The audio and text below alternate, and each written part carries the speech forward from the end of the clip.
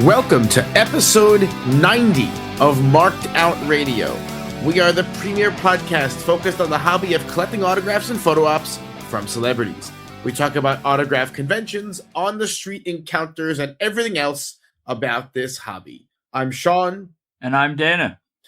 And we just have come off the heels of big event in New York, the big wrestling con on Long Island, New York. And we're going to talk about that later in the show. But first, this is what happened on the Marked Out Autograph Collecting Community on Facebook this week. All right, this week the big story was AI hitting Chillicothe, Ohio, of all places. So what's really funny about this is, from the beginning, we somehow became entangled with this show when the promoter, Big Time Wrestling / Dhillon Hines / James Hines / whoever, they wanted to run ads on this show. And honestly, after our interview with Dhillon Hines months ago, we kind of had a soft spot for him and basically how people were abusing him online. And he seemed like someone who was, I guess, susceptible to abuse from people who sometimes, while he did kind of stupid things, that he didn't necessarily deserve the abuse that was heaped on him. And so we had offered to run ads for that show on here, but then he started behaving in a ridiculous way in public, and so we pulled those ads, and that's where we are. And so anyway, he had announced John Laurinaitis, Johnny Ace, for that Chillicothe, Ohio show, and truth be told, John Laurinaitis was a controversial ad. He's a controversial guest. Yeah, for sure. I was in the corner of booking Johnny Ace. I still am today. I think the whole AI thing, which we'll get into, is ridiculous. But I don't really think he's a ridiculous ad. He was a GM on TV for several years. He was a big name in Vince's inner circle and in wrestling history, WWE history. Yes, he was a bit of a scumbag in his personal life, but I mean, Superfly Jimmy Snuka and countless others that have done conventions for decades afterwards, I don't have a real problem with the booking. In fact, I think it was a good one. So anyway, he books Johnny Ace. Look, Johnny Ace is a good booking, but Johnny Ace is never going to set the world on fire and draw thousands and thousands of dollars. He's not. He wasn't that big of a name. It's my understanding he did all right. He did reasonably well, but for reasons that are and in fact, I'll get to that in a sec, but for reasons that are hard to understand, the show did fine. It was reasonably attended, did reasonably well. A person should be happy when they book a show that is reasonably attended and does reasonably well. But instead, there were photos posted of Johnny Ace's autograph table that showed just throngs of eager AI-generated fans waiting to approach him. And it was just kind of ridiculous. Yeah, and I want to be fair to this. It was John Laurinaitis who, at least in my timeline of like searching out the different socials, John Laurinaitis' Twitter posted the AI photo. Big Time Wrestling sort of reshared it. The night before, though, the night before Laurinaitis posted it, Dhillon texted it to me, and my first response to him was, "This is AI." And he blamed it on poor photography. It was bad photography, he said. It wasn't AI. And I sent him screenshots as I posted on the group of the examples of the background that were like the most just telling and egregious. And he was saying something, and I just sort of ignored him because at that, it was like 10 o'clock at night. I didn't have any interest really in debating. I didn't care that much at that point. I didn't think it was public. He sent it to me privately, and that was that. I wasn't going to do anything with it. It was then the next day when I saw that Johnny Ace had posted it, and it was sort of going around the internet. It was moving around and it was being talked about, that I felt it was important to at least talk about it on our platform. So you followed this tighter than I did because I have a very hard time with the online drama kind of stuff. I don't know, can't get into it that much. But the long and the short of it was Dhillon started threatening you because you posted something on Marked Out that you're just kind of poking fun at the AI. It wasn't even that big of a deal, but he got really mad and was like, "You better take this down" and stuff. He was not. He tried to be nice about it. He was. I want to be. I always want to be fair in general, but especially with Dhillon, because I know a lot of people really, really rag on him for good reason. He genuinely ripped people off. I know people are still waiting for money to come back for that. Well, that will never come. I don't want to trivialize people's issues with him, but he didn't like the post. He asked me nicely. I think he actually used those exact words. I'm asking you nicely, please take it down. And I said no. And he wanted to get a little insulting. He was like, oh, who have you booked besides indie wrestlers? And I'm like, this has nothing to do with me. I'm talking about AI. Like, I'm not talking about me. Granted, our indie wrestlers have WWE Gold right now, but, I digress. And then he was, just saying different things. I'm like, dude, I'm not looking to fight. I'm not trying to fight with you. In my original post, I put over the damn event, like you said. It seemed to do well enough. It wasn't supposed to be. It wasn't the big event. It wasn't supposed to be. But every fan report I saw, several that were on our group, people were happy. They got what they paid for. That really should have been one of those moves where you're taking steps to sort of rebuild your rep. Look at that. Dhillon Hines, Big Time Wrestling. We booked a good event. You can give us your money and not really worry about what's going to happen. You're going to get what you paid for. That should be the headline. But somehow there's always this whole intermingling thing of let's just do something crazy. And I don't know if that's the goal, that they feel, or he feels, that this type of attention is good. Maybe they read the Eric Bischoff book title a few times too many. I'm not sure. But I think it's actually a shame that rather than saying, oh, it was a good show and Chillicothe, next bullet point, we're sort of laughing at the absurdity of it all with the AI. But so then, yeah, it just devolved into idiocy with trolls defending that the photo was real. Fun tidbit is when we were backstage at Big Event prepping for the signing with Rick Martel, we actually ran into Nick, who happens to be the guy from the photo at the Johnny Ace table. He is a listener of Marked Out Radio, of course. Who isn't? And we had a good laugh about his involvement in that photo. I mean, it's pretty cool. He is one of two real people in the photo. It's him and Johnny Ace. Yeah, I mean, the whole thing is nuts.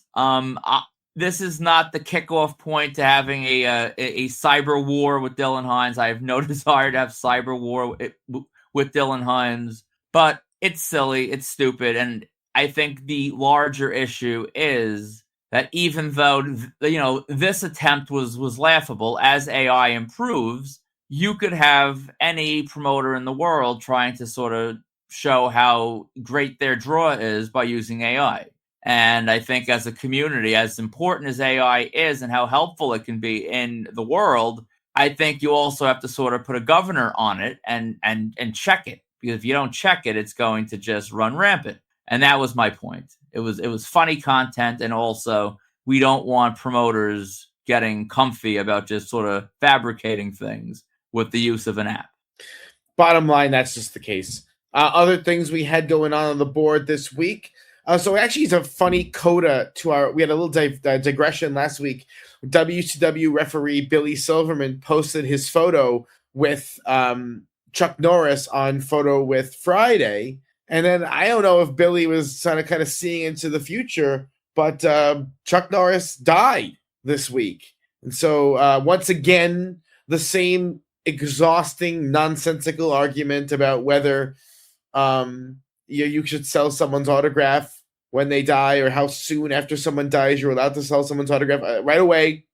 That argument happened. I don't want to relitigate that again this week. It just seems to come up every time. I know there were people, pretty high-profile graphers, trying to have that argument and engage with that argument. For the life of me, I don't understand. I just don't understand the other side. And since I don't understand it, I don't want to belabor it anymore. I just want to make one little comment, because I think sort of like, some of us are viewed as vultures and carnies that will sell anything to make, maximum money at any time. And I don't really begrudge those labels. But Dominic Giordano, who represents Chaz, your favorite, Machio, a lot of those guys, he was the one that sort of kicked off the debate this time about it.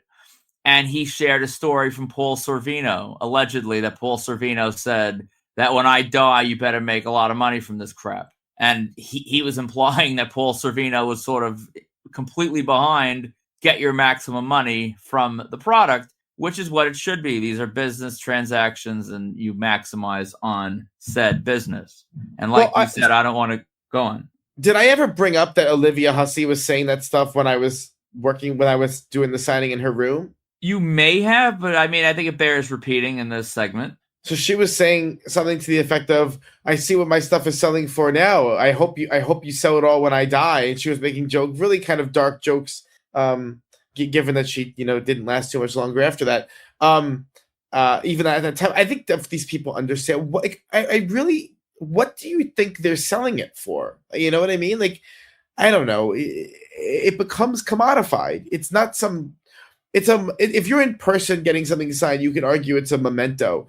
If you have this commodity that's being sold, like it's just theater. It's fake. The idea that you should hold on to it for some reason. So I think most of the people signing these things totally understand it. It's just idiots online. I think the people, and this is going to be my closing point because we could go 40 minutes on this. I know. I think the people that sign the stuff, like Olivia, I think for Olivia, the idea that when she died, if it didn't spike, feeds their ego. I think that there's a certain like you live on. I think that's part of what that drug of fame is. So for people like that, I think they probably get off on that idea. Like, oh, when I die, this is going to be worth even more, and I'm a legend like Brando and these other people that are like, top of the market right now as being big. And I think they like that. And I think for the fans, the idiots that say that, I don't know if they're just, I don't know what the thought process is. I think there could be a chance that they just view it from this way that like they have this treasured thing that they love so much, and they can't wrap their head around that. Like, if I have 50 things that I got in a business transaction, not in a fan encounter, I don't have that connection or attachment to it. I don't. Like, even my favorite wrestlers and stars, like if I did stuff for stock, like I don't have an attachment to it. It's all just like stock chips, stock shares that I'd be tracking like on a Robinhood app and being like, all right, now's the time to dump it. Like, that's what it is. It's stock. And they don't see that. They view it like it's like their childhood teddy bear, and you should love it the way I love it. And if you don't want to sell your thing because you have one autograph that you got and it means something to you, great, don't. But some of us are in business, and that's the point. Yes, exactly. That's it. And what else we got? Oh, so I mentioned a couple weeks ago that I sent away my Jurassic Park poster for Jeff Goldblum to sign. I got all the bells and whistles. I sent you the photo of that today. What were your thoughts? What was your immediate reaction when you saw it? Honestly, I don't love it. I think, like I said, I'll repeat what I said to you before. And people, you have to like throw this up on the group so people can follow along and like know what you're talking, know what we're talking about. I kind of liked the big quote because I feel like that quote is more than a quote. It's almost like it's like an arc of the movie. It's a big part of the movie. It's bigger than just like like the quote you had about the goat from one of the kids. Like, it's a bigger quote. I don't mind that. I don't love the Dr. Ian Malcolm like sprawled across the entire poster. And I think the signature he gave for a sit down is a little crappy. I think the one I got on Broadway 10 years ago was significantly fuller and nicer. And that's never good when you're paying for a lesser graph than people got for free. Well, that that was the whole controversy about this private, was that he switched to the short graph, and so everyone was getting the back pretty mad. Yeah, it's I wouldn't really care because it is what it is. It's signed, it's valid, the checklist has been checked, and it's all good to go. I'm more interested in what you care. I mean, how you feel about it, because you are the one that's a bit more of a perfectionist than I am. And I'm being kind by saying a bit, because you're kind of a lunatic when it comes to quality. So the truth is, Jeff Goldblum's autograph has always been horrible. Even the full graph is horrible. It's horrible. It is. And so I was more concerned with the quote and the character name than I was the the autograph itself. So it doesn't really bother me that much. It's all right, you know. He's the arguably the most, even though Sam Neill is like the star of it. Jeff Goldblum was kind of the breakout from Jurassic Park. He was the most important. He had the most important lines, the funniest lines, the big comedic beats. So he's an important part of the film. It's more interesting to me that, you know, I really want to post how I labeled this poster for the purposes of a private signing, because some of the things we got in the mail, and we'll talk about it later, for Rick Martel, it's like, oh god, we have to relabel everything, and some of the stuff it's really hard to figure out what people want. I labeled this in about as sort of clear a way as possible. There's no way you can misinterpret what I wanted based on the way it was labeled, and yet Jeff managed to quite nicely avoid putting the autograph where I wanted. But at the end of the day, that is the very nature. Once the pen goes in the celebrity's hand, it goes. The celebrity can do whatever they want, and I think that is something that is always going to be a tension regarding private signing. So, am I over the moon thrilled? No. Did I get something outside the boundaries of what I would accept or expect? No. So I think we're right in the ballpark of what I anticipated. Is a little less than what I wanted. Yeah. Is it enough to make me nuts? No, because I'm not stupid. I know what Jeff Goldblum does. So I sent it out with knowing that in mind, you know? Yeah, I think that's an important lesson, and it's not necessarily a mail away thing as much as that you're trusting a human being with free will and maybe a lack of care or whatever. Who knows what the actual like motivators are, if anything. But that could happen with you right in front of him. If you were standing in front of him at New York Comic Con, because I am still going to speak this into existence for the combo gods to hear me, like he could have done the exact same thing. Sure, you could have pointed and gestured and said, "Over here, please. This would look great." But ultimately, I would think they may have done the same thing, or at the very least, you had it marked up to the point that they could have or should have, and he did what he wanted to do. And ultimately, that's the nature of this game. You can be a perfectionist, but you kind of have to be willing. It's like that old saying that if you aim for the stars, you can land somewhere, you know, that you're not landing at the stars, but you're still pretty damn high. And that's the reality. If you go into this hobby expecting just rigid perfection, you're going to be very unhappy because it's rare. That's pretty much all I have to say about it. And then the last big thing, we have exciting news to announce that we, in addition to running a private signing with Brooke Shields, we have announced our private signing with Boy George. Boy George is not the easiest graph to get. If you look on the secondary market, his stuff it retains a lot of value. He is a cultural icon of a specific time period. There was a time period when he was one of the biggest stars in the world. The name still resonates with people from the 80s. Put your orders in today. Can I just say one thing? And this is almost as done to death as the dead graphs thing, but I'm going to say it. I love how in certain groups, and there's certain groups where it happens more often than others, where you post something and you have morons that are like, when I got him 12 years ago, he was free on the street. And it's like, yeah, like I could probably stand outside his gate by his mailbox for free, and maybe I could charge a better price for this, but guess what? We're not. He's sitting at a table. He's in a controlled environment. This is a signing. This is not a street graph consignment. And I don't know if these people are dumb enough that they don't tell that they can't recognize the difference, or they just think they're being trolls and to gloat how they got him for free 12 years ago. And it's like, I don't care if you got him for free 12 years ago. Like, this is different. You can't go back in time and get him. And a street graph and a sit-down graph, unless you're Jeff Goldblum, is typically a little different, and you have a little bit more control over what you get. So yeah, I'm excited about this. I'm not a real quote unquote Boy George fan, short of a couple of songs, but I think I'm going to throw something in for myself for the PC. He's kind of an icon, for sure. And I don't know. I think I should have something in the PC. I feel like this is something you kind of need. I agree. So we are happy to offer that, and we're excited to offer it. All right, so we didn't have many reports this week because, well, we did have, actually, let me take that back. We had a ton of reports from the big event, which we'll get to later in the show. But other than that, there were only a handful. A few people had hit MegaCon Orlando. Andy Martin, Gary Patry, Rockin' with Dan all hit MegaCon. I saw Rockin' with Dan did the Ultimate Cena again. So he did the Ultimate Cena with me in Philly, and then he did the same thing, Ultimate Cena again in Orlando. Rockin' with Dan is rocking with bucks to spend on John Cena, it seems. Listen, he's got the Whatnot fund going on. This is the king of Whatnot. Rockin' with Dan, he was wiping his ass after this meet and greet with $100 bills. It's funny.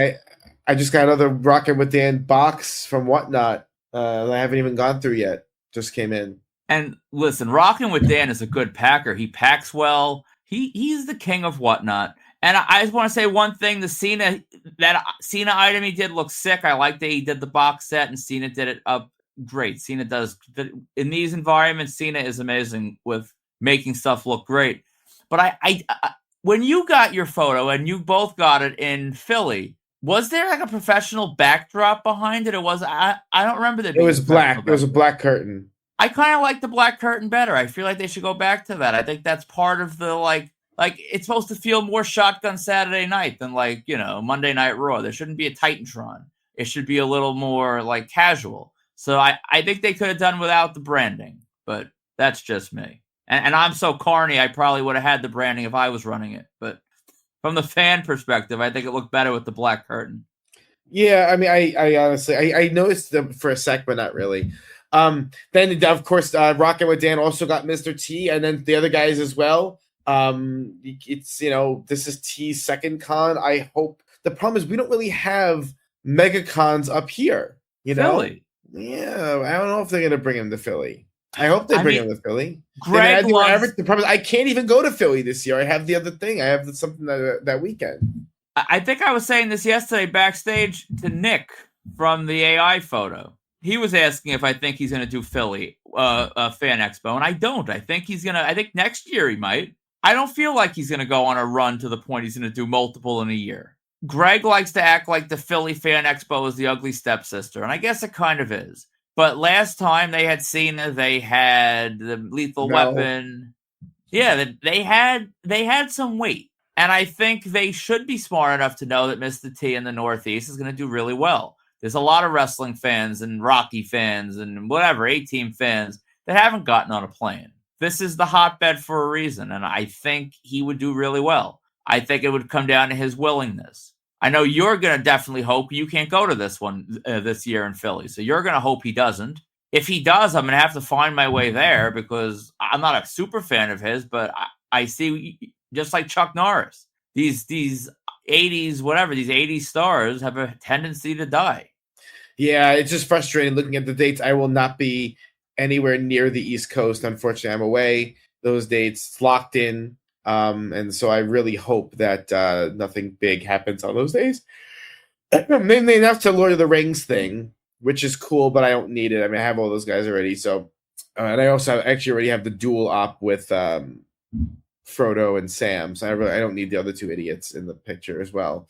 So it's fine. But if they announce someone big, I'll be pissed because the Philly is the 29th, 30th, and 31st. I fly out the 29th. There's just no way to do it. And you know what you just did now by saying if they announce someone big, you've just tempted the combo gods. They will announce someone big, and you will be pissed. Yeah, you're right. I shouldn't have said anything. It was dumb. But here we are. Dumb things, it happens sometimes. And then the other report was that Nick Hesley met comedian Jeff Dye. Apparently, Jeff Dye is also a big wrestling fan, according to Nick. So that was pretty cool as well. And we'll hit the rest of the reports later in the show when we talk about Big Event. We had another Wicked Inc. Wednesday. Wicked Inc. Wednesday continues to showcase some fantastic items. Very excited to see. The Little Rat, Zach Linder, also featured his Jeff Goldblum return. He had one of those 8x10 promo shots from the studio. His shot was also signed by David Cronenberg and Gina Davis, so also a money piece. His looked great as well. Did you see Carl's Stacey Carter contract? I did. That was sick. I love stuff like that where it's not just an autograph, but it's also kind of a time capsule of the moment, which is very cool. I really enjoyed looking at that. That was very nice. And then Kyle Yates posted his OG WrestleMania 14 poster signed by Austin, Tyson, and Shawn Michaels. So not even just like a print, but an original poster. Yeah. That WrestleMania poster it's one of the more, and I'm not saying this to sort of to trivialize it, but it's one of the more accessible, iconic Mania original posters out there. You can get it. I've toyed with the idea. I was actually, it's one of my saved eBay searches back when we were supposed to do that thing with Tyson, but then Tyson canceled.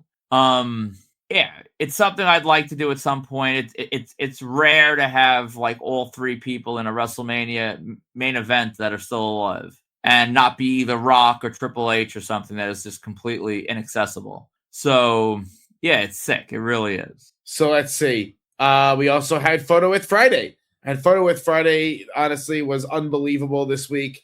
Martine posted a shot with Brian Johnson from AC/DC. That's the kind of shot very, very hard to get in the States these days. But in Chile, you can make things happen, as he did. Andrew also posted a shot with Taylor Schilling. That was in response to our talking about Taylor Schilling's con booking.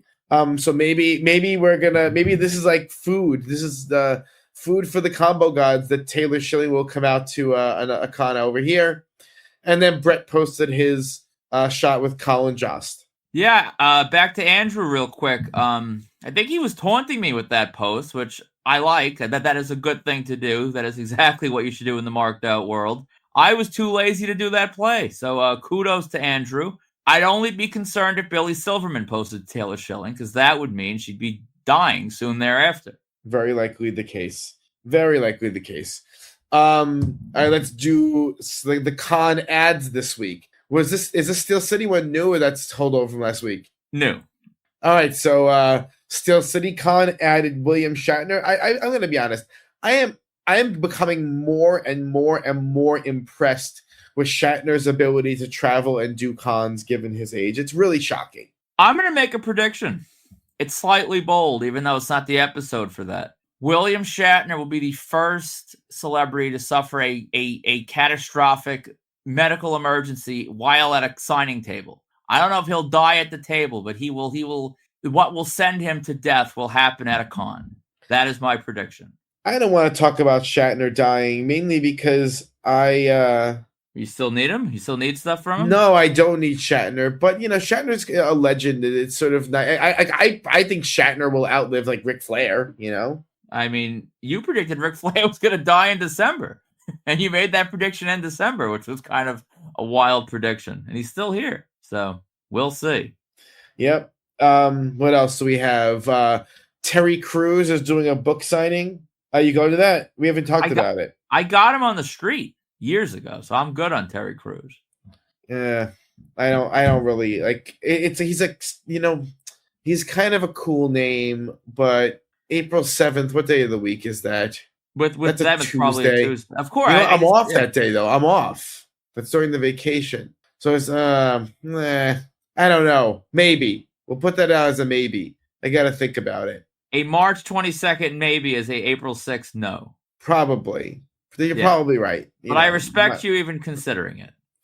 You do Fanatics. Fanatics, okay. Fanatics Fest has woken up, which they were already kind of awake, but they've added Scottie Pippen for photos and autographs. I don't think they're insane enough to price him like Kareem, so I will be getting Scottie regardless of the price. If he's like Kareem, I mean, I don't know, but I don't think he will be. He'll be overpriced, not that overpriced. They've also added Brett Favre, who I don't think I'll get at this show, but that's one of the old quarterbacks I would like. Logan Paul, WWE star, social influencer, need Logan Paul. That's big. And Paul Pierce, who's in that golden era of NBA that I need. So this is a lot of hits to my wallet. Do any of these appeal to you? Scottie Pippen, maybe, because he's part of that Bulls team that is, maybe the most important lineup of any team ever, of any sport, right? I agree. I think it's certainly up there in conversation. Brett Favre's no. Logan Paul, depending on price, sure. Paul Really? Pierce, why not? Depending on price? If he's 150 for an op, do you do it? Yeah. No, I don't. Without hesitation. No, that's too high. Paul Pierce, I'm going to be honest, I don't know who that is. Who is that? Celtic. Well, I said it's not really the golden era. He wasn't in. To me, Jordan's the golden era. He's sort of in that like early like LeBron era. Yeah, I mean, I think Paul Pierce. Even as a New York fan, I respect Paul Pierce. So you're gonna get Paul Pierce? I think I am.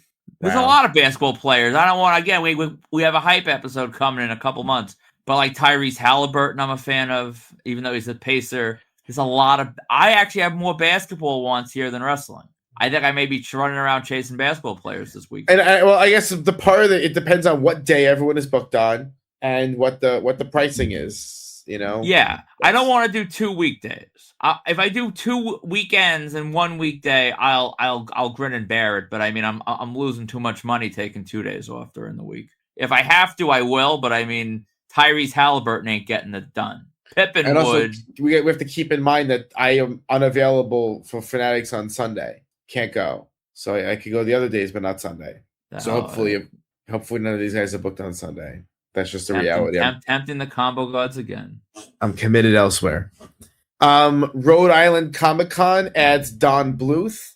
Are you gonna spring for a sketch? I'm not gonna spring for a sketch because I'm cheap. But I'm not cheap enough to buy a $7 Land Before Time Laserdisc. I saw you bought that. You bought a was it a laser? There was a poster. I was reading fast. Laserdisc. But I'm actually considering. I think I might grab another. I don't know. I'm thinking about. I mean, Don Bluth ain't getting any younger. I may Tom Atkins him, if you know what I mean. I may get something nice to just throw on a shelf and wait. What else we got?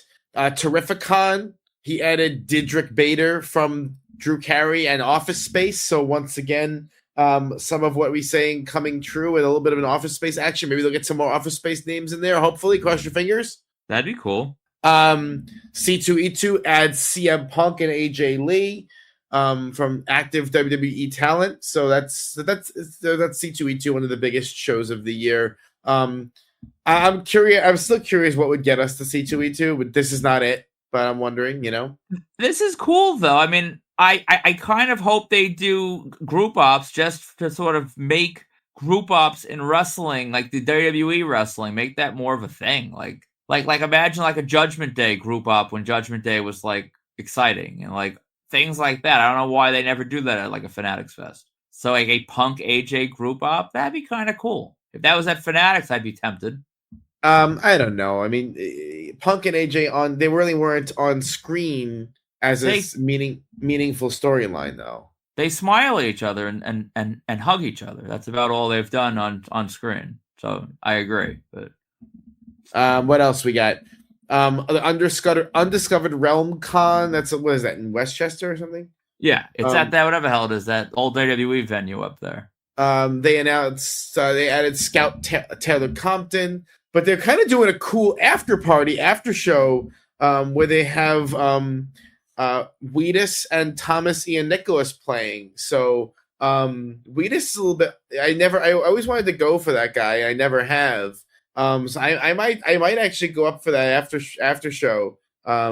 It's weird. Ever since their song hit on TikTok, they sell out their small venue shows all the time, and it's hard to get near. So I went to a show where he was opening.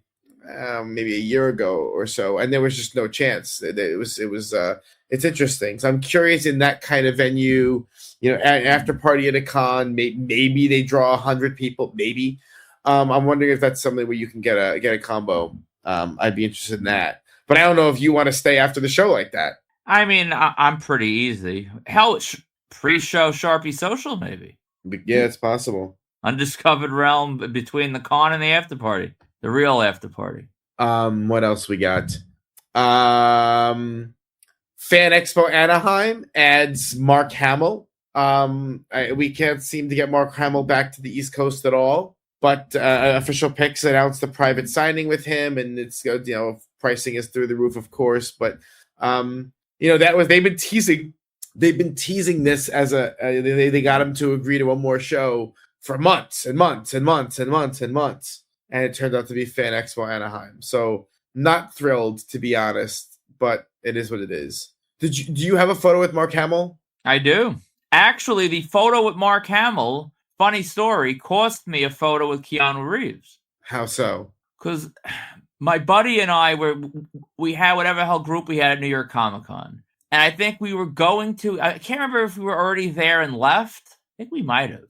And we were waiting in that back entrance of the Javits Center when they used to use that door. And we were waiting for Keanu. And then we said, oh, shit, we got to get in because of the photo op. And it was a dumb decision because, Mark Hamill had like 47 groups. And yeah, we were group 4, but like, who gives a crap? But he could have died. So that's always the fear. So you want to get in, you don't want to wait too long. And while we were going in for the photo op, he did stuff. And then we waited like hours after for him to come out, and he kind of just waved and hopped in the car. So in hindsight, I should have waited, gotten the photo op with him, and then jumped in like one of the back groups. That's what I should have done.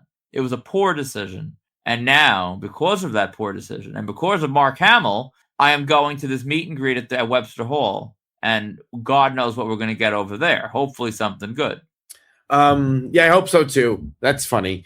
All in all, I don't need Mark Hamill. I got him on a poster and I got my photo, so I'm good with Mark Hamill. But it was still, I feel like if he were around again, I would find something else to get him on, just because there's only one Mark Hamill. There's only one Star Wars, and he doesn't have how long do these guys have? It depends. It all depends if certain WCW referees post his photo on the group. If he doesn't, he has a little bit more time. But yeah, I don't have a Mark Hamill graph, but it's a lot of money. It's like several car payments, but I'd be tempted too if he was around here to do something. Yeah, so it's just a shame that it's so far, because there's no way to get me to fly to Anaheim. It ain't happening. Who are we kidding? So you pulled this story. I don't know anything about it. The Stone Cold knee brace from the Kevin Owens match, and I can't remember which WrestleMania that was at, because I honestly, maybe? I don't know. I've lost all. As a kid, I could have given you the card top to bottom of WrestleManias 1 through whatever, because granted there were less of them. But now, like, you tell me, what was WrestleMania 31? I don't freaking know. Like, none of them. I guess I didn't watch. I don't watch them 45 times like I did the old ones. So I don't know which number that was, but it was, as of now, his last match. They have the knee brace from the match, and it sold for nearly $60,000. And this is, I always bring these stories into the outline for the episode, because it sort of legitimizes wrestling memorabilia even more. And in the old days, people were getting, like, when you watch those shows and see the groups where people have these like Ric Flair, Randy Savage things. Hell, Ric Flair was being robbed blind while drunk and passed out by hookers, I'm sure. Like, it was a whole different game. Now we're talking like actual like artifacts with real value. In the old days, you just get them drunk or, give them a bag of weed or something and they trade it to you. Yeah, pretty much that's how it went. So it is. I don't know how I feel about it. I'm not sure that knee brace has any meaningful historical significance, but whatever. Do you have any particular affinity for, like, oh my God, that's his match with Kevin Owens? It wasn't anything. I don't know.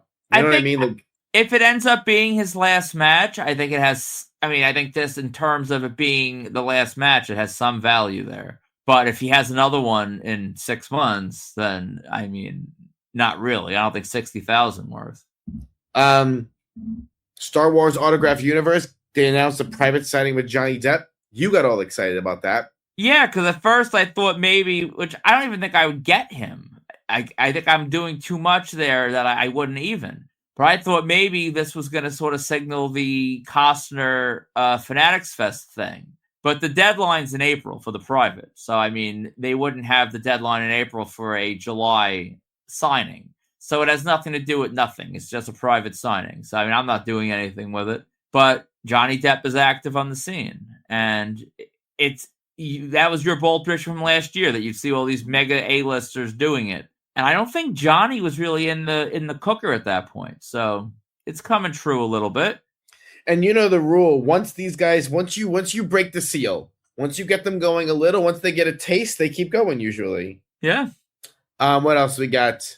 Oh, you handle this one. I didn't pull this. All right. Yes, I don't know his first name. I kind of hoped you would when I added it. But that Capone guy that owns that what's that overtime promotions? Oh, I remembered. Very good. He was sentenced after running that Sopranos event a few weeks ago. He was sentenced in the Travis Kelce case for all the fake autographs and the fake private signing that never happened. He was sentenced to probation, 100 hours of community service, with a need to pay restitution to those defrauded. So the dinner with the Sopranos stars can continue. In fact, it may happen on a weekly basis so he can start chipping away at that debt. I'm a little bit surprised at the low sentence for such a. I mean, if someone can rip people off to the tune of hundreds of thousands of dollars and get probation and 100 hours of community service, it just we have a disproportionate way of looking at white collar crime versus other types of crime. I know it is a weird time to get political, but it's just extraordinarily disproportionate. You see someone does something, street level, and they do time, and this guy who can, be ruinous to people, will do nothing. And so I hope restitution involves a savage beating to his face and genitalia, in addition to community service. I doubt it will, because these guys always manage to keep their head above water. People who are able to move money around like that. So that's a little bit annoying for me. I don't know what your thought was on it. I'm a little more jaded and self-serving. I don't really look at it on a whole world level. But you're right. I agree with you. If he was selling weed on the street outside of the Sopranos dinner, he would be in a lot more trouble than hundreds of thousands of dollars and defrauding, countless people. I agree with you. I just don't think my blood doesn't get flowing like that for the sake of the world. I kind of I'm apathetic towards it all. So if you're shopping for autographs, check out www.markedoutcollectibles.com or our eBay store at Marked Out Collectibles. To contact us for any reason, email markedoutcollectibles@gmail.com or join the Marked Out Autograph Collecting community on Facebook. All links are in the show notes on Facebook and Substack. If you want your event, product, or brand advertised on episodes of Marked Out Radio, reach out to us today at markedoutcollectibles@gmail.com. Get your Marked Out Radio merch on our Pro Wrestling Tees shop. See the link on Facebook or check out the pinned post. Please subscribe if you like what you're hearing on YouTube, Spotify, or Apple Podcasts, and leave us a rating and or review. The more subscribers we get, the better we do, so please subscribe. Even if you listen every week and you think clicking that link helps, subscribing helps us more, so please do it. Okay, on to our Marked Out vocabulary of the week. The vocabulary of the word a week. Oh my God, I completely mauled that. The vocabulary word of the week is bored smiley. You see it pop up on Facebook. Sometimes people say that should be a bored smiley. Dana, what the hell is a bored smiley? I'll tell you what a bored smiley is. A bored smiley was a ping file. I think that's how you pronounce it, right? Ping? I always thought it was PNG, but whatever. All right, PNG, ping, whichever. And it was a PNG ping file, which was basically usually the sort of cropped out head. And it was usually cropped out pretty crudely because you were talking about pirated Adobe software in 2007. So this was not the clean cuts you see on Marked Out Collectible edits of today. And you'd have different board member heads. You'd have Class had a bunch of them because he's a psychopath who made funny faces. Ira had a bunch of them because Ira at that point was in his peak of making funny faces. Like when he was goozled by Ox Baker. That was a big one where I think he probably shit himself and he think he may have lost his tonsils on that photo op. And we had all these different heads of the people on the board. And funny enough, the one board smiley I spent months trying to get was Ken from KNS. He never wanted his picture taken. He still honestly doesn't, but he's loosened up a little bit about it. And back in the day, I would chase Ken around the cons. And I'm not even exaggerating. I actually would. I'd walk up to his table. I'd pull the camera out. He would be covering his face. I would try to get this damn smiley. And I remember one day at the KNS Con, he was selling tickets, and I zoomed in on him from like 50 feet away as if he was like some sort of a bald eagle. And I got the shot. And when he saw me get the shot, he knew he was got. And he was pissed, but he was laughing about it. And then we had this like highly like pixelated like Ken smiley, which was honestly the perfect smiley for Ken. And yeah, that's what we did. And I'd love to incorporate them now into some t-shirt design, which honestly sounds very unwearable because it's ridiculous. But I think there's a fun way to use them. But they're all so damn low quality. I have to play around with different programs and see if I can like upscale them somehow, that they would look somewhat presentable for today's printing needs. Was that a good definition? I think that about covers it. So basically, a board smiley is when someone took a silly picture and we captured it and would use it to describe certain situations and just post their face for various scenarios. So, I mean, Ira had a bunch of smileys. Class 316 had a bunch of smileys. I had a smiley or two. You had a smiley or two. Who else had smileys? Ken Jerry was a smiley. Jerry was a smiley. Pretty sure Terrence was a smiley. Any board member who was around for a while. Oh, Kangaroo for sure. Kangaroo had smileys. Yeah, I mean, as people, were there for a while, they got smileys. That's how it went. And some of them were very, very funny. 16 times the smiley. He was like Photoshopped. Greg made this one. His head was like Photoshopped on Ric Flair's body. So it's like it's Mark wearing a Ric Flair robe, which is perfect. Good stuff. So let's talk about the big report. The big event report. As you can see, I'm still pretty shot. Yesterday was a really, really, really, really long day. So I guess we'll talk about your reports first, and then we'll talk about our time at the show. So all right. Start with these. I love the big event. I love the big event's location. I say this every show, and I'm going to keep saying it because, like, when you live on Long Island, pretty much every convention includes crossing multiple bodies of water. It means tolls. It means all sorts of things that are annoying. And like all the people that complain about New York traffic and all that is our reality for every single con, almost, except for this. This is the one that I can leave my house and have my GPS tell me I'll be there in 22 minutes as I'm right by my mailbox. I love that. So I rolled into town yesterday around 8 o'clock. We got inside. I met up with the Golden Ring Collectibles crew. They had gotten there around the same time I did. And, we had a bunch of different bulks and privates going on. We did Soraya. We did Julia Hart. We did Story Denali, Steve Blackman. Shout out to the Salvatore Wrestling team. They always have... Wait, they always have great... I thought you were going to do other people's reports before ours. Why did you skip all the things? You just said start with your report, didn't you? No, I said start it off. Oh, all right. Disregard all that. You might as well finish now. Finish all your crap, and then go to the beginning, and then we'll talk about the marked out collectible stuff. All right, I was wondering why you wanted me to jump to bullet 11. But no. Okay, here I am. So we did all that. It was good. Not much to say. I'll have stuff to drop, but I mean, at this point, we still have to get all the orders processed. So I think my drops will wait for that.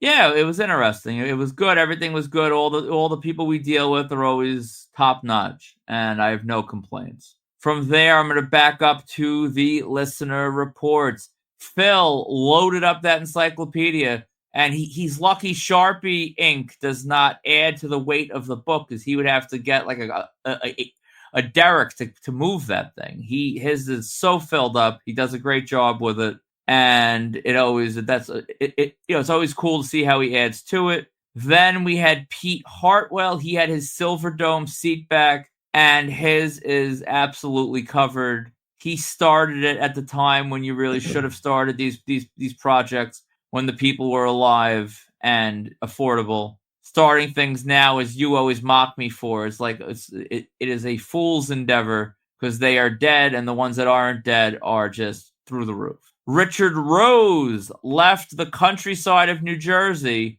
and ventured into New York for this con, and he said he may never be back because he hated our traffic so much. But he got some awesome cards done, and he seemed to have a blast. Ari and his son were there. They got awesome pro-ops. I was talking to Ari a little bit on the line with Greg there online from Morocco. and I just went over there to chit chat. And he also asks for a talent map, which I get it's one room and you can kind of just circle around, but it's surprisingly hard sometimes to see and find where these people are. I did several laps around. I don't know where Feinstein's people were. I don't know. There are a couple of guests I never saw. And granted, I wasn't looking very hard, but it would be helpful to have a little bit of a map that would show where things are, where people are. So I agree with Ari. That would help. Frank Ben Pensada was in the house. He got a lot of great meets, a lot of guests. He always goes back for the photo op signage, which is honestly harder than it seems. You got to get through that line after the photo op. But he manages always, and that is a cool thing. And this was a fun one. Captain Kangaroo, he, as we mentioned, his smiley got a lot of use back on the board because he was always up to something. Why don't you tell our listeners what the good captain was up to yesterday?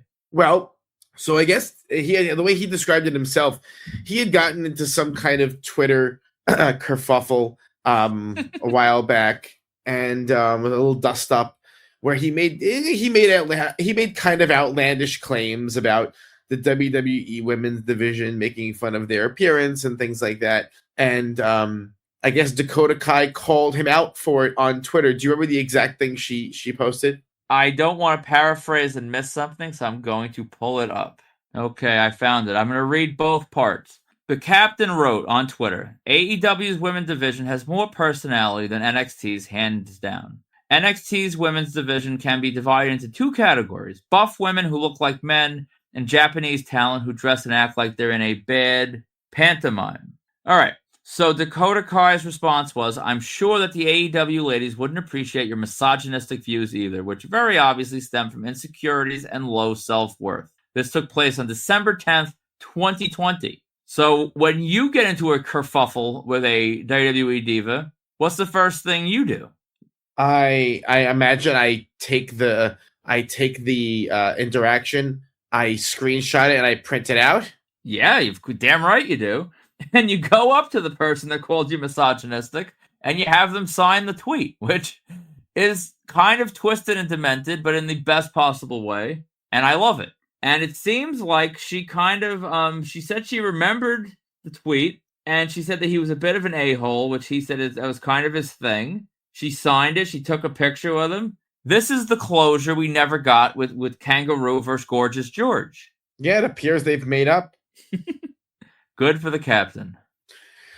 So what else do we have here? Vin, got everybody, of course. Although he did notice that, and this is something we can kind of figure out what the heck happened. There were some issues with the line. Rick Martel drew an insane number of people. It was a shocking line. I was wrong. I'll come out and say I thought Rick Martel simply was not going to draw commensurate with his placement as on the card, so to speak, as the headliner. I kept thinking, who the heck is gonna pay that price, and how many people would have come out? Well, the line was nonstop all day, and there was some confusion about there were different tiers of fast pass pricing and VIP pricing for Rick Martel. I think that was the overall complaint. I'm not sure that the staff working it had clear signs indicating what was what, or was able to clearly explain what was what. And Rick Martel drew an insane number of people. He signed. I mean, I rolled in a little bit late. I rolled in, I think, 11 o'clock or so, and the line was gigantic then, and it remained gigantic all the way through the end of the con at 5 p.m. Yeah, I mean, I get the complaint. You pay a certain price for a ticket that advertises to have X amount of a cap. But at the same time, I haven't heard a single word. Everyone got him. He stayed out there. Honestly, Sharpie social be damned. He stayed out there so long getting all the fans that we had to cancel the damn thing. So I get the complaint, but at the same time, if you were on that line, you still got it before the GA lines. Like, if you didn't buy that ticket, you would have waited even longer. And the complaints seem to be about waiting for a long time. And it's one of those things where probably when I was more on the fan side of the fence, I would have had more complaints than I do now. I think I've sold out to some degree. he drew like crazy. You're gonna wait in one way or another. We were waiting for him backstage, and we were waiting around for hours. That's the game. If you don't want to wait, walk up and meet someone that doesn't have a line. If you're going for the guy that's drawing like nuts, I mean, you're gonna have to wait. And I'm sure they could have done better with sort of how they sold and handled the VIP line, because nothing's perfect, and this definitely sounds like it wasn't perfect. But everyone got what they wanted. Everyone met Rick Martel. And I think that, much like the Chillicothe thing, I think that should be the overwhelming headline, not the fact that maybe the waits were a little long. What else we got? And then, of course, C-Rat was there. I mean, he posted extensively on the Facebook group. He was there with Finn. They were rocking multiple green carts. He dusted off a yellow cart, which I actually kind of loved. It was the Hulkamania yellow. I really enjoyed that cart. And I'm not gonna buy one, maybe, but I enjoyed the cart, and he seemed to have gotten a lot of stuff. And he had at least one, if not two, green cart. He had one or two green, one green cart, one yellow, right? He had one green, one yellow. I had my green. Bucky Brian had his green. You didn't have yours. Well, no. I mean, as you know, I never even went home. I went straight from a work engagement directly there, so I didn't have anything with me. All I had was my Liger purse. And then finally, Zach Chiera posted a bunch of shots, including one getting choked out by One Man Gang. Let's talk about One Man Gang, because you had a little bit of a concern with how that whole operation was run. Well, I actually have some clarification, which I told the person I was speaking to that I wouldn't really air out exactly who I was speaking to. But I spoke to someone involved in the whole thing, because they apparently somehow read my comment about that I had something to talk about with the One Man Gang on the show. So he reached out to me to talk about it. So essentially what happened was my buddy, I'm not even going to put his name out there, he had a deal in place for a bulk with the One Man Gang. And when we got up to the table, the One Man Gang's wife, I guess the One Woman Gang, if you will, she was having none of it, and the price was not the price. The price for bulk was the table price. And honestly, part of me respected this woman because she was hilarious. She came from your school of how to like run a line, and like this fan wouldn't shut up, and she starts like clapping at him like angrily to like move it along. And when she saw the ice cream bars that I got signed for my buddy, like the little what those like printed like WWF ice cream bars, she immediately wanted to know who's making them, because she doesn't think she's getting a cut from the ice cream bars. So I kind of respected her, but it's always like you make a deal for bulk, and like make a deal with Salvatore, you make a deal with Lewis, make a deal with any of these guys. When you show up, your deal is going to be honored. It just is. And what ended up happening was I put money in my pocket I was going to give, took less money out, and I got my one essential item done. So my Hasbro was done because, as I've said, those of us that collect are addicts. And I don't care. I would have gotten my Hasbro figure signed from Idi Amin. I would have paid Adolf Hitler. I would have paid anyone to get that Hasbro signed. I don't understand. You didn't clarify. So what was the issue? Why would the vendor make a deal they couldn't honor? Apparently it was a split. So it was, if anything, it was just misspeaking. It wasn't cleared with all parties. It was not that they didn't really have the ability to make a deal independent of the other party. All right, let's be honest. If you're on a split and you're making bulk deals, you're an idiot. Let's call it what it is. No? Fair. That's fair. I agree. I agree with that, which is why, I mean, if there was a really good explanation, I would have deleted the bullet altogether, not because it could seem kind of whatever. But I agree with you. You don't make, like, when we have splits, we don't make bulk deals without clearing it with the person first. And he did say that. He did say that. Oh, crap. Whatever. I talked to the promoter, and the promoter did say that to me, that if anything, he shouldn't have made the deal because he didn't have the full control to make the deal. So, agreed. Was it a 50-50? At this point, I already blew the spot that I talked to the guy, so I might as well blow the whole thing. Yes, apparently it was a 50-50. So here's the problem, though, and this is idiotic. So if it's a 50-50, right, So the bulk price was, I'm going to go ahead and air it out. I don't care. The bulk price was 30, right? So then the answer is charge you guys the bulk, give her the full share of hers, and he keeps 5 on the other end. Why wouldn't you do that? It makes too much sense. So the guy's an idiot. Yeah, come on. This is idiotic. You have to, when you make a deal in advance, you have to honor it. Even if he tells her it's 30 per, she keeps them all. You have to honor it. You make a deal like that. Bad. It's just a bad decision. No question. Bad decision. Interesting though that Gang would come up for a split without a guarantee. Like, what's the deal there? Yeah, I honestly I don't really know. I agree with you. That's a little weird. And I actually had a funny interaction, which I'm not going to blow. It'll be a TikTok and a reel. But I had a funny interaction with Gang because I don't give a crap to have small talk with these people. But for the sake of content, I'll try to get them going about something.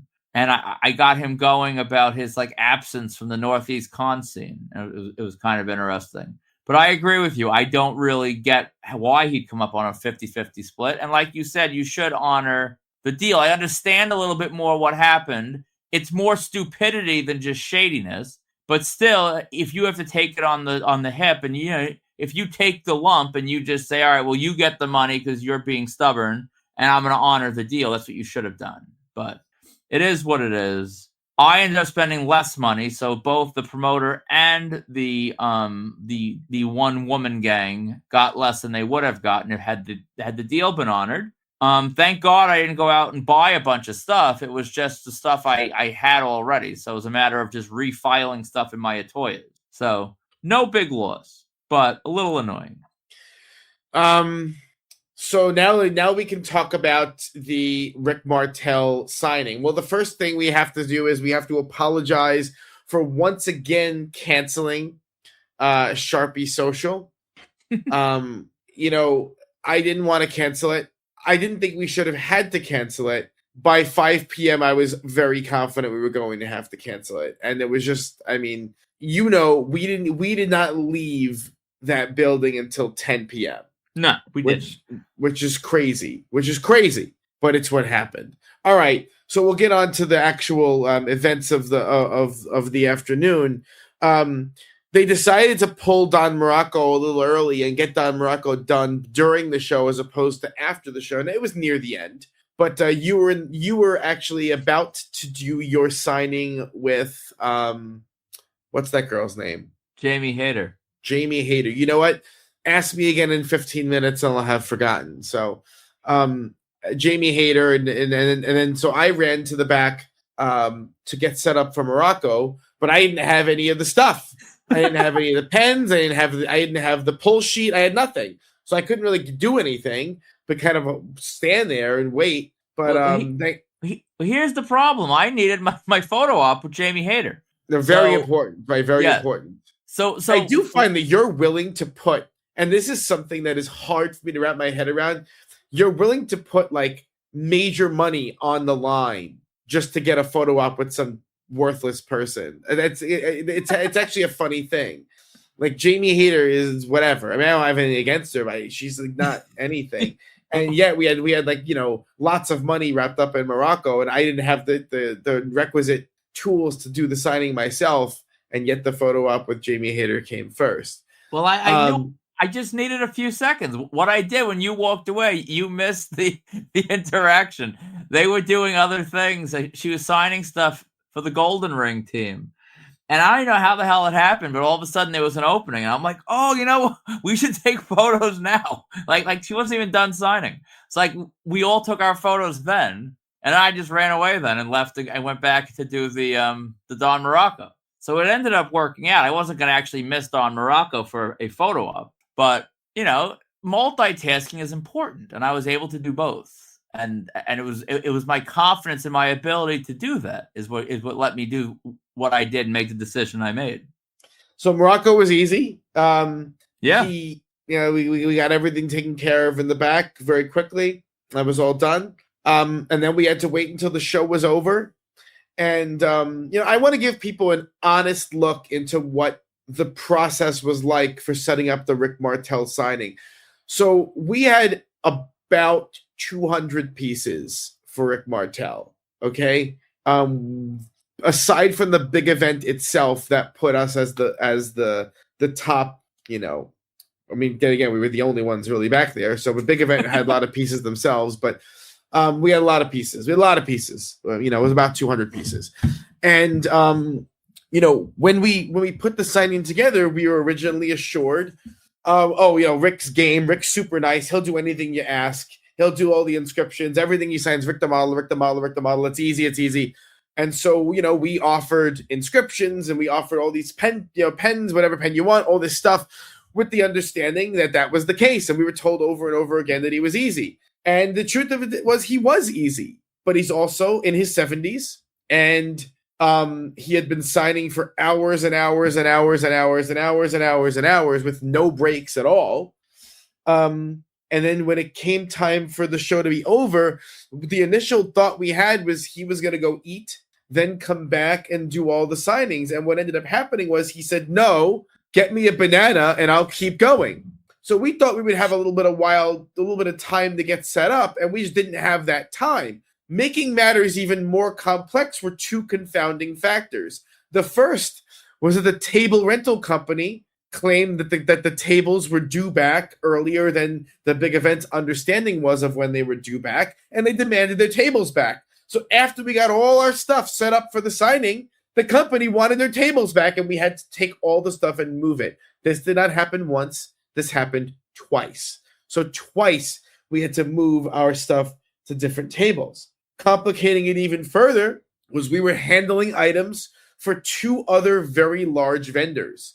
Now, I'm going to throw a little bit of shade because I can. By and large, both of these large vendors were easy to work with, but neither prepped their items the way that I prep items.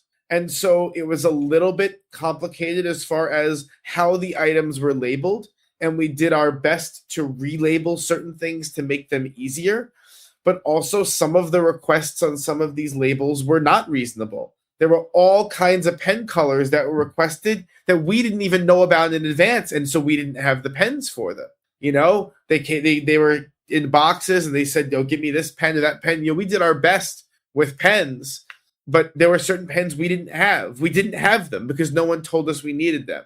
And there were also different kinds of, people, I'm going to post, because going back to my Jeff Goldblum thing from earlier, I'm going to post, I'm going to make a post on the group, how to properly label an item. Because some people think that taping a Post-it to the back of an item is helpful. And I'm going to be honest, it's not. Because if they don't even tape it on, they just slap it on. If they taped it on, it would actually stay. If a Post-it is on the back of an item, when we're pushing it along, we don't see the Post-it. How can we see it? And let's face it, by the time Martel was in front of us, it was 8 p.m. Okay? That's just how it went.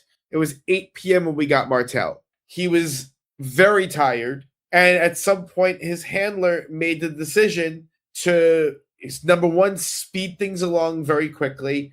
And number two, to cut certain inscriptions. So we did our absolute best with inscriptions. And we were really pushing hard for inscriptions. But there were certain instances where the inscriptions just did not get done. The handler said no.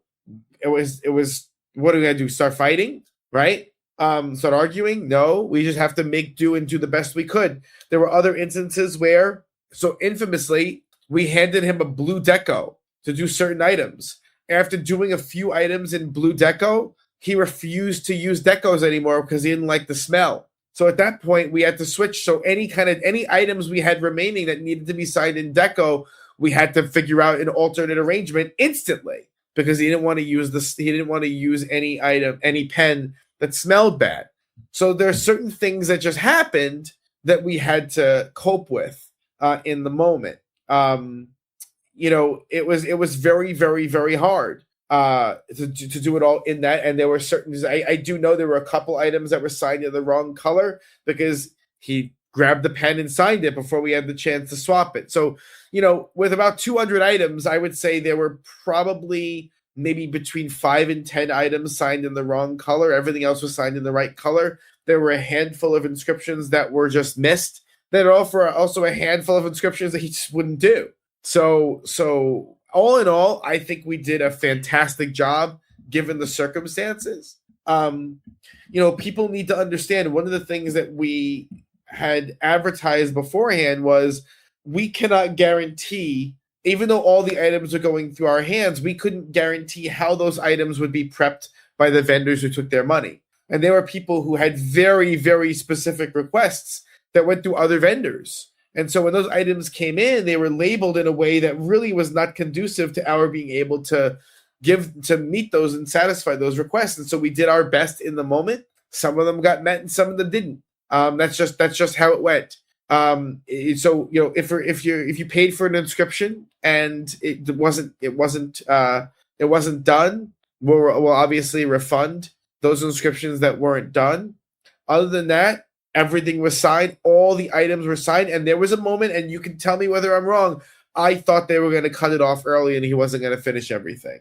Yeah, that's why on my end, I would, we pushed, but there's only so much pushing. If you're going to start saying this has to be done this way, I would rather refund some inscriptions and have every single item signed than tell people your item is not signed, you shipped it to us for nothing. That's the nightmare scenario. What happened here is like your Goldblum that he wrote, Dr. Ian Malcolm, huge. That, things happen sometimes, especially when it's a 70-something-year-old man who spent 12 hours signing. He's probably not going to want to sign 7-8 words. And there were a couple of those inscriptions where I made very clear to the people on the purchase of the inscription that I think it can happen, but, it's a big inscription regardless, and there's always the chance they say no. And if they say no, you will be refunded for the inscription portion of the purchase. That's as good as we can do. If this was a situation where, if you're like, official picks with Mark Hamill, you have everything is spelled out to you clearly in writing. This is what we're getting. And even still, things can go awry. In the pro wrestling world, a lot of it is sort of like just like spoken word and hearsay, and it won't be a problem. And then sometimes it is through no fault of anyone. And you do the best you can. And I personally, I'm the kind of person when I go out there and do these things, even when I'm trying to get free Jamie Hayter photo ops and at the same time, I want to do everything perfectly. I want a perfect game every time out. And the reality is when you're dealing with that many pieces and the variables of other promoters sending things in, that you don't have the time to prepare for. We weren't given a list of pens or a bag of pens or anything. It's like when you don't have that ability to sort of do that, you can't be perfect. You just can't. You do the best you can. We didn't have arrogance. If we could have sprayed the deco with the arrogance, maybe he would have liked it smell better. You got to switch deco. What are you going to do? Tell the guy, screw you, use the deco. He has a headache and he leaves and you're done. So, yeah. It is what it is, and this is no tiny violin playing. We chose to do this. This was our decision. Don't go building a monument for us. This was our choice. Was it hard? Was it grueling? Sure, but no one told us to do it but us.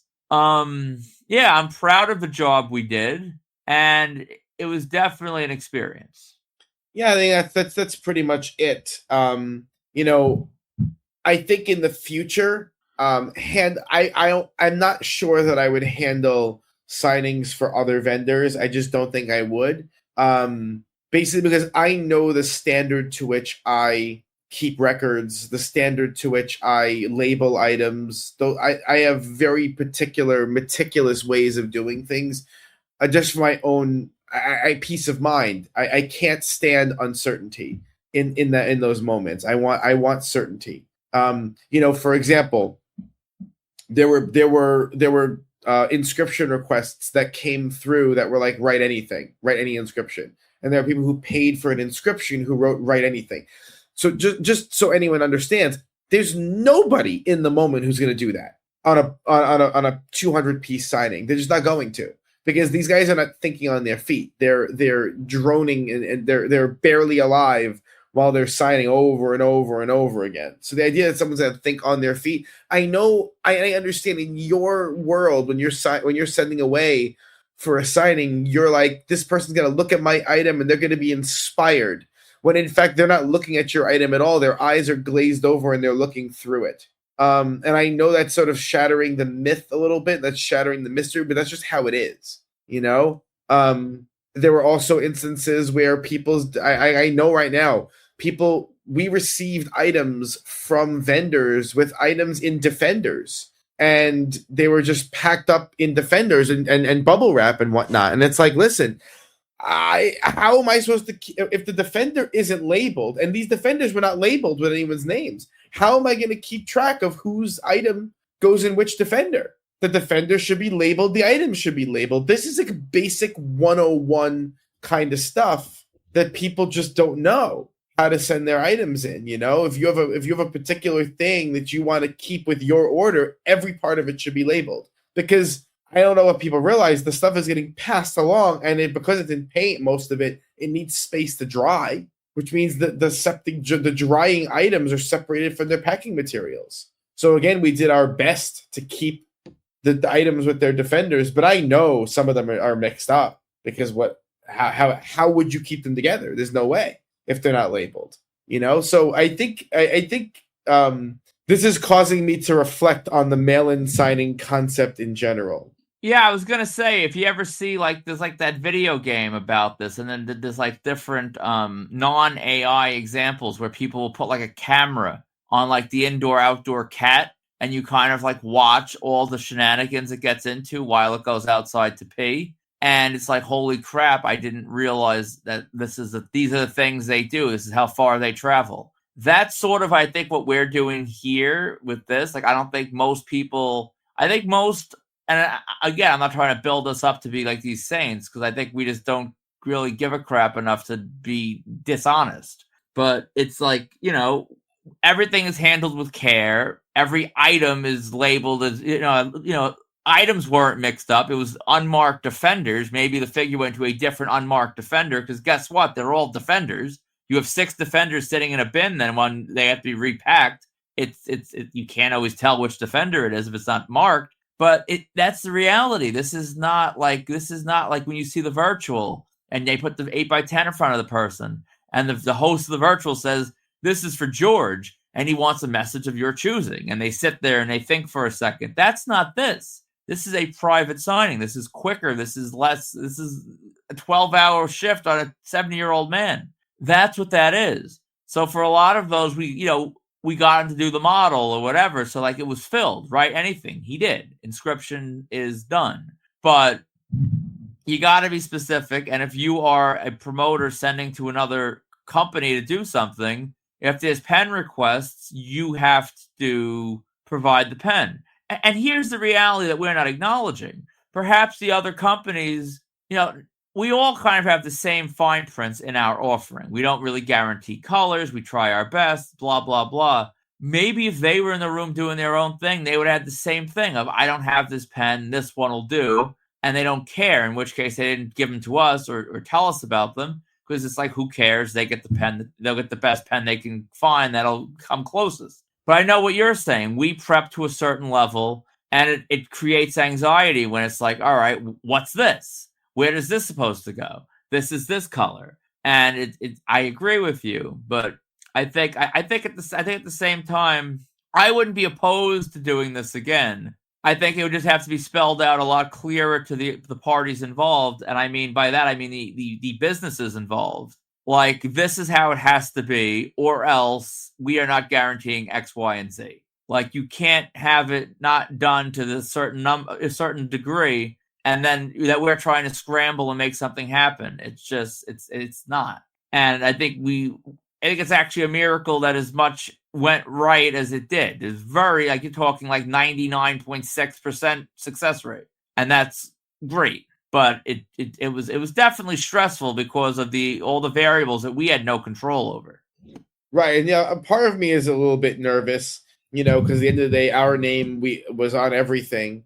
And some of this stuff was just not given to us in a way that we had a fighting chance of doing it correctly. You know what I mean? And so I hope the companies involved have grace about it, because we were given stuff literally at the last possible second, without any kind of serious attention paid to how it was supposed to go, and I think we delivered a pretty damn good product.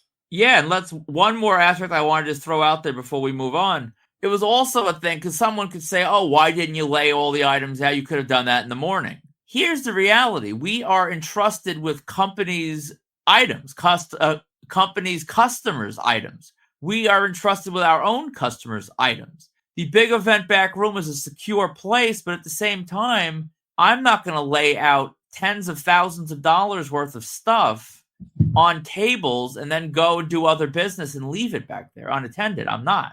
So it was when we had access to the tables, because those tables were in use the entire day, and when we were physically able to be back there with the stuff. So we had hours before the things when we started doing it. And at that point, that's the first time we're seeing the other orders from the other companies. So like you said, we were not really in a position, we couldn't go say, let's go on Amazon and order this pen if we were even inclined to do so.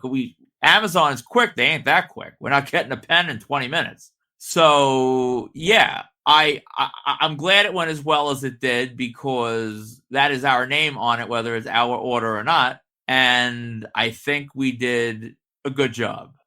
I agree. So, hopefully the customers agree as well. So we're hoping to see some items get posted after you receive them from us. So the plan is we need to take a couple days, get everything sorted, There's a lot of packing that needs to go on. A lot. Everything will be sorted and taken care of, and again, refunds for missed inscriptions will be sent out, and then you'll get them in the mail. Yeah, and believe you me, I would love to get these out tomorrow. I would, because it's looking around the room. I have empty boxes from the packing that I got to refill. I have the items. I have bubble wrap all over. This stuff was packed very well because it's valuable stuff, and I'm going to pack it just as well, if not better, to get it back. So it's one of those things. And sorry for the alarm. I have a fantasy baseball draft coming up in 10 minutes. Imagine playing fantasy baseball. Not only am I playing fantasy baseball, it's a keeper league.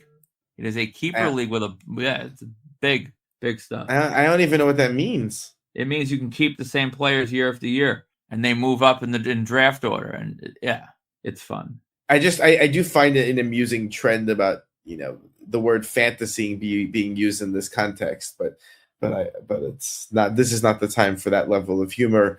An hour and a half into the show, when we need to hit listener questions, where we are going to get through our questions this week. Yeah, we're actually in good position. So let's first talk about Gary had a question that we meant to get to last week, but we didn't. What's the best way to tell authentic from fake autographs, either through the mail or if you purchase from someone? Well, the first step you should be making is to only purchase from someone that is known for selling legitimate autographs. That's the easiest way, and that is ignoring the TTM part of it. I'm not sure if they mean through the mail, like on a fan level to like PO boxes and addresses, or they mean like a mail-in signing to a company or eBay or whatever. I'm going to assume they mean like fan mail. So if you're buying from a company, you want to buy from good sources. You don't want to just be doom scrolling on eBay and be like, whoa, this is worth $500. This one's $150. What a deal. I'm going to buy it. Like once in a while you'll find a deal, but if you're savvy, you kind of know when something is too good to be true. So you don't want to look for that. And if you're doing through the mail, I guess if you're in those groups that sort of focus on it, you kind of know with some research who are the secretarials, who are the auto pens, who are the pre-signed, who are the whatever. You know the tendencies of who they are. And inherently, you're taking a risk because maybe that's the day the person's grandson decides to sign grandma's fan mail for her because she doesn't feel like doing it. So all you can do is try to mitigate your risks. The only way you're 100% sure is if you do it yourself in person, because you could follow someone's reputation all you want, but I mean, there's no 100% certainty unless you yourself are in the room. I'm going to say the answer is I would not buy something online unless I was very, very, very, very confident in my ability to look at an autograph and understand whether it's real or not. I need to be very well versed in a person's autograph. And that means studying lots of examples, understanding what the flow looks like for that person typically, whether they sign right-handed or left-handed. That's the only, I'm not someone who's going to say, rely on TPA. I bought stuff that I didn't rely on TPA. I bought uncerted stuff that I was very confident in based on the appearance of the autograph that I later got certed and it passed. Fun fact: I've actually never had an item fail certification that I bought online. I've had items that were deemed unable to be certified because they couldn't tell if they were real or not that I got in person, which I think is funny. But nothing that I bought online was ever denied. And just a side note on this topic, I don't know if you have seen it, but it's worth looking at, and for the listeners out there, it's worth looking at. I believe it was the Promo Photo Mania group. There was a user over there that posted some Andre the Giant autograph that apparently Beckett Quick Review said it was likely to pass. And you had Terrence in the comments basically telling a lot of people with their PSA certed Andre stuff that in his opinion it's fake. And there was one piece in the entire thread that he thought was real. And Terrence is an old school collector. I mean, no one's perfect. No one. I think Terrence would agree with that. But he knows his stuff. And I agree. You see a lot of these bold, Sharpie, silver, gold, black that looks brand new. There's a lot of the Andres out there. And it's like, come on. Like, I don't care what the sticker says. I don't really trust it. And he was breaking a lot of people's illusions. And a lot of them were ignoring him. But I agree with Terrence. I think a lot of what he was saying was fake. And you have to feel confident in what you're buying, that you know how to tell. And if you're just trusting a sticker or anything else, you're going to get burned. You can't have superficial faith in something that is not perfect. You have to sort of be able to mitigate the risk as best you can with knowledge and experience. Yeah, that's it. So the answer is not fun. There is no easy answer. The answer is do your homework. Do not necessarily rely on TPA. There's a lot of TPA stuff that's bad. There's fake Beckett stickers out there. This PSA has loads of fake certed items. It's complicated. And so really, ask the opinions of people who you trust.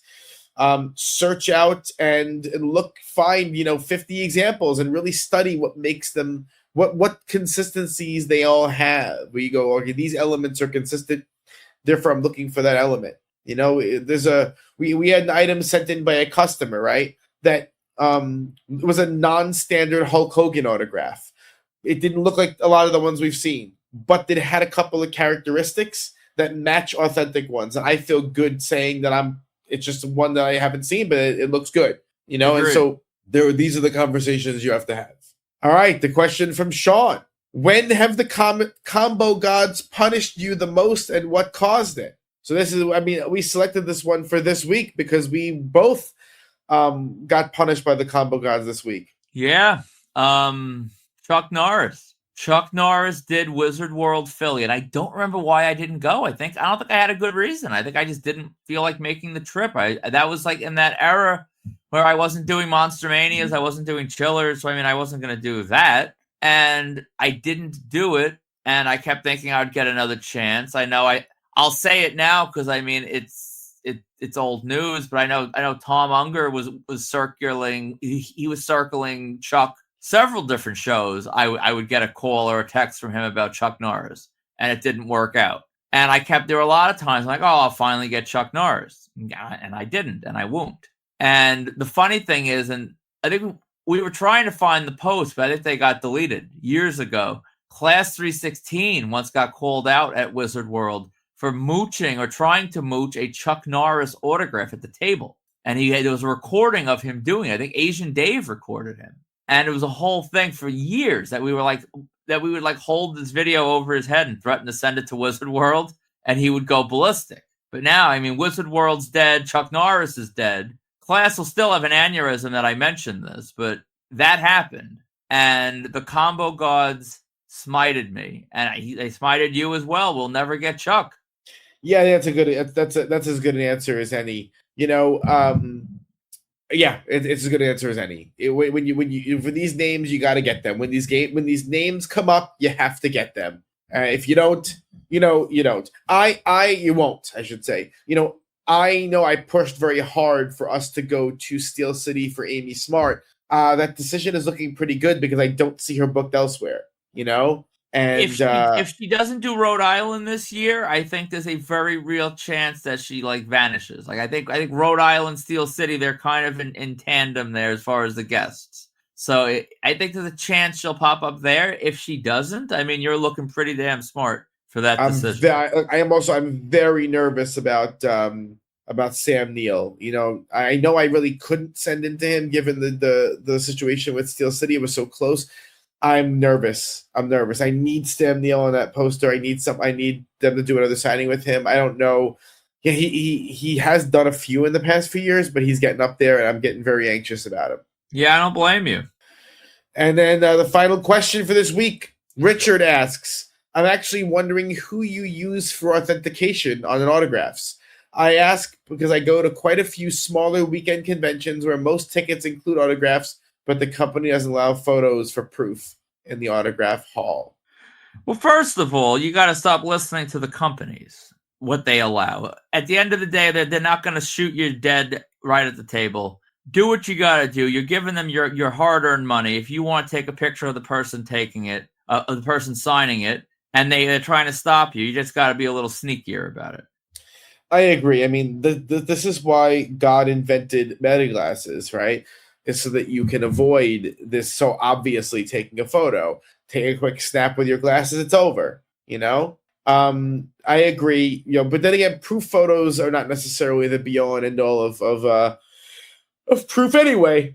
And so as far as our look, all of these companies have pluses and minuses. They all have positives and negatives, you know. It seems that we use JSA most, and that's really for no reason other than JSA is at a lot of the shows that we're at. I mean, if Beckett went to more shows, I'd use Beckett. I used to use Beckett almost exclusively when they were at New York Comic Con, just because, frankly, when I would go with a bunch of stuff to the guy at the table, he would just cut me a break on the price if I had a lot of stuff. I didn't have to ask. JSA, since they've been owned by CGC, is very rigid on their pricing. I will stay away from PSA unless I need to use them. You know, PSA Witness is fine. You know, and obviously when Big Event had PSA there, that's who we used, and you know that they were there at the show, and people can verify they were there at that show. So you know, it adds an additional layer of protection. But you know, randomly, I would be a little more hesitant given their. I've seen a lot of bad items of PSA on them. But, you know, I also, not for nothing, I would stay away from the smaller companies like Level 10 or there's another one, CAS. I would just stay away, mainly because we don't know how long they're going to be around. And so we don't know anything about the integrity of their database. You know, it's not only that the JSA and Beckett exist. Look, there was that whole rumor that Beckett and PSA's databases got scraped. And if that's true, their database doesn't have a lot of integrity, but it's important for the database to maintain, you know, security where strangers can't have access to the full database, or that in 5 years the database will still be around. You don't have a sticker with a QR code that leads to nowhere. You know, one benefit of JSA and Beckett is they've been around for decades now, and so that's something that you can at least have some level of trust in. Yeah, and like on a personal level, I didn't at that great rate we had yesterday on the Martel JSA. I didn't. You advised me to. I decided in the last minute not to. I didn't put JSA on my personal stuff because I don't think I'll be selling these pieces. And if I do, I do. I'll you know, our reputation, I do pretty well regardless. But like for me personally, I don't really care about TPA at all. But I echo your points. I don't really like PSA unless it's Witness, and even still, I prefer the other ones. And yeah, I mean, I don't really have any faith in it as a thing that like to authenticate something I'm not sure about. I just like it for us as a extra way to sort of retain value for stuff that we got done ourselves and we know is real. Yeah, I mean, my advice to you to always do your personal collection stuff is not because you might want to sell it one day. It's because you might die and someone else might need to sell it. As grim as that sounds, it's just true. So that's one of the reasons why you should get your stuff signed is because if you die, your family members are not going to deal with vouchers and this is authentic and they want to move it. You can move it easier if it's asserted. It's just fact. Well, talking about me going to the Andre realm. I mean, as much as I want to joke about it, I have as much of my personal collection sorted as I possibly can for this exact reason. I want to play. You don't know. And let's throw this out there. Every time a prominent collector dies, there's a conversation that goes on, if not amongst us, but around other people, but always around us, is how can we buy their collection on the cheap and then make money from their death? That is a thing. Maybe I shouldn't have thrown that out there, but I just did. So you don't want your family, I understand where you're coming from, you don't want your family swindled and bamboozled by people like us that are looking to flip stuff for a profit. So it's good to protect yourself. Yeah. So what's coming up for us? So next thing we have to do is actually chill out. Am I right? Yeah, we will be chill out. We're going to be there on Friday the 3rd. So I promise this time, we are going to have a Sharpie social on Friday, April 3rd for Chill Out Con. We will be there. We will have a Sharpie social. That is guaranteed, or Dana will do something embarrassing in public. If I do that anyway. Yeah, it's true. No, we that is a guarantee. That is a promise. It's not going to be Saturday. It's going to be Friday. Okay. If we cancel this Sharpie social, I will shit my pants in the middle of a con on purpose. How about that? You're going to get us banned from cons now. I'll shit myself a chiller. We will have a Sharpie social on Friday, April 3rd. That following weekend, we will be at Steel City Con on April 11th in Monroeville. And the plan there, I can't remember now. We're driving up early Saturday since staying overnight into Sunday, right? Correct. So Saturday night, April 11th, we have a spot picked out in Monroeville for another Sharpie social. So if you're attending Steel City, we'll see you at that one as well. And then Chiller Theater will be attending on Saturday, April 25th. We're going to have a Sharpie social then as well. And we hope to see everyone there at after Chiller Theater is over, after everyone gets Chris Noth because he's in Law and Order. After that, we also, Terrificon is not until freaking August or something, right? Yeah, we got some time there. Yeah. And Keanu, when is Keanu again? I don't have it in my notes. August as well. August? Yes. That's far. All right. So we're good on that. We don't have to worry about those two. So for Steel City, Chill Out, and Chiller Theater, we're going to see everyone out there.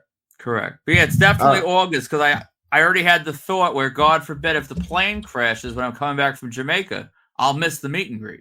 That was actually a thought I had. It's not good. So if you're shopping for autographs, check out www.markedoutcollectibles.com or our eBay store at Marked Out Collectibles. To contact us for any reason, email markedoutcollectibles@gmail.com or join the Marked Out Autograph Collecting community on Facebook. And right now we're promoting two kind of massive private signings that are both occurring courtesy of Big Event New York, and that is Brooke Shields and Boy George. So we already have Brooke Shields orders piling in. Please get your Brooke Shields orders in, and get your Boy George orders in as well. We're very excited to work with both of those talents. Yeah, about as big as they get. You sounded very thrilled. I'm going to go. I don't know. I have a bunch of stuff for Brooke Shields, and I haven't decided whether I'm going to do that thing where I sell it right away or sell it in 6 months, you know? But I have a bunch of exciting items. I've been accumulating stuff for Brooke Shields, so I hope I'm excited to see how she takes care of us. Agreed, and I am thrilled. I'm just pondering. I'm pissed off. The third round pick I wanted for the draft was just taken. So now I'm trying to come up with a contingency plan while entertaining the masses about me shitting myself a chiller. So are you pondering or are you fantasizing because it's a fantasy draft? Well, my fantasy is about winning the cup at the end of the year and getting the payout of all the earthly monies, as Danhausen would say, that I will blow on combos. What is the payout for this type of league? It's a really good question. I don't remember, but it's something. It's not much. Lord knows. I when it comes with the stakes, when it comes with the stakes of I'm not even sure, then I really am invested on a week by week basis. It's kind of like me with we do a March Madness bracket through work, and somehow, where am I ranked right now? I am ranked second on the bracket. I don't do my own picks, but I'm ranked second. And I couldn't tell you with a gun to my head what the payout is. And this is after I got second last year and got a payout. So yeah. See, I feel like too much knowledge. It's like self-jinxing. So I'd rather just not know, and I'll be pleasantly surprised if I win. I will say I am the only person in the top 10 of my bracket that has Iowa State winning the whole thing. So if Iowa State wins, can they win? Are they still in? I'm clueless to March Madness. I really am. I rejected the pool at work because I don't follow. Iowa State is still in. If Iowa State wins, I win decisively. You know, there are a few people that have like Houston winning. One guy has Duke winning. Someone has a bunch of people that have Arizona winning. I have Iowa State. So if Iowa State, everyone needs to put it out there that Iowa State wins, and then ketchup packets are on me at the Sharpie Show Social. I don't think it's very much money, a couple $100 maybe. So I don't know. Anyway, I think that's it for this week. I'm happy we came in under 2 hours. How about you? I am conflicted because I had several people coming up to me yesterday at the big event telling me that they like the 2 hours because it gets them multiple like commutes, that they get to hear our lovely voices for, several commutes. Which, so to those people, I apologize. But no, I mean, I think it's nice to show ourselves that we could still do. I mean, with the pauses, we're probably gonna be around an hour and 40-ish, which is still a hell of a lot more than we started doing. But it's not 2.5, so I'm happy. So it's funny because next week's show we're going to have to do without the benefit of any cons. I don't think there's anything happening this week. Yeah, but don't worry, the hobby will abide. There's always things. I mean, we'll probably see. I don't know. Yeah, we need to talk about the Chapel Roan drama from this week too. But there's too much stuff. More Chapel Roan. Week. Yeah, we'll definitely put that on there for next week. So. Sounds good to go. So you could say hot to go even. So for markedout.com, Marked Out Collectibles, Marked Out Radio, I'm Sean. And I'm Dana. And we'll see you next week at the Pink Pony Club. That one too.